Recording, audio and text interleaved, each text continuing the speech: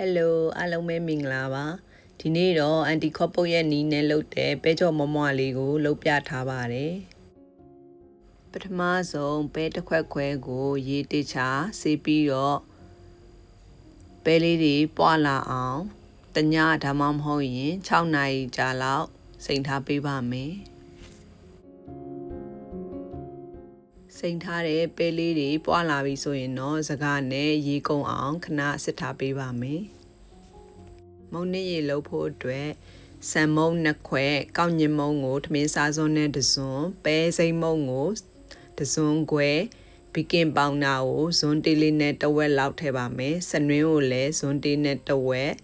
စားကိုတော့ဇွန်းတေးနဲ့တစ်စွန်းမောက်ချင်းရေကိုလည်းထမင်းစားစွန်းနဲ့တစ်စွန်းလောက်ထည့်ပြီးရေကို3ခွက်လောက်ထည့်ပါမယ်ခွက်ကိုတော့ဘလို့ခွက်ကိုပဲအသုံးပြုပဲချိန်နဲ့ခွက်အတိုင်းဆန်မုံနဲ့ရေကိုချိန်ပေးရင်ရပါပြီတခြားလေးရောမွေစကားစစ်ချပေးပြီးရင်တော့စစ်ထားတဲ့ပဲလေးတွေကိုထည့်ပေးပါမယ်ပဲတွေကုန်ထည့်လိုက်တာပကံကျက်သွားလို့အိုးထဲကိုပြောင်းထည့်လိုက်ရပါတယ်ပြီးရင်တော့ပဲကြော်ကြော်ဖို့အဆင်သင့်ဖြစ်ပါပြီ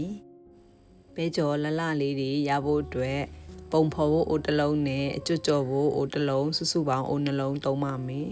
။အိုးသေးဘက်ချမ်းကိုမီးနဲ့ငယ်များပေးပြီးတော့အိုးကြီးဘက်ချမ်းကိုတော့အလဲလက်မီးနဲ့ကြော်ပေးဖို့ကလည်းပဲကြော်မမွားလေးတွေထွက်ဖို့အရေးကြီးပါတယ်။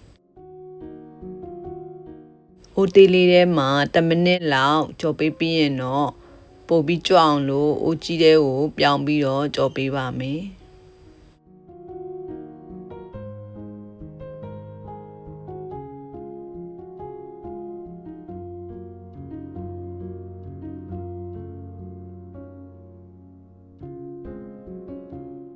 အိုးထဲကိုထည့်တဲ့အခါမှာပဲနဲ့မုံနည်းရေကိုမြတပဲအနေတော်စီထည့်ပါမယ်။ပဲရမ်းများရင်ပဲကြော်ကအလွယ်တကူပျော့လွယ်ပါတယ်။မုံနည်းရေများလွန်းရင်လည်းမုံဓာတ်ထုပြီးတော့ကျွတ်ဖို့ခက်ပါတယ်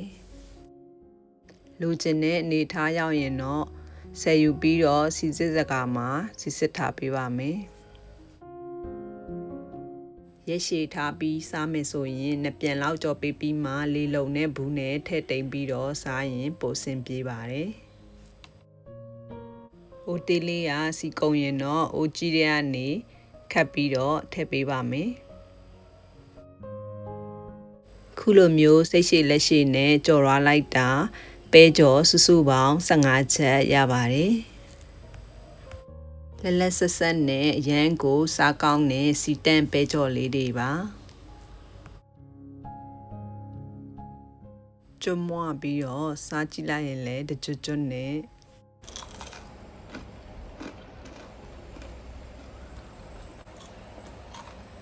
လောက်ရလဲရမ်းမခက်လို့လှုပ်ရှားကြည့်ကြပါနော်အားလုံးကိုကျေးဇူးတင်ပါတယ်တတား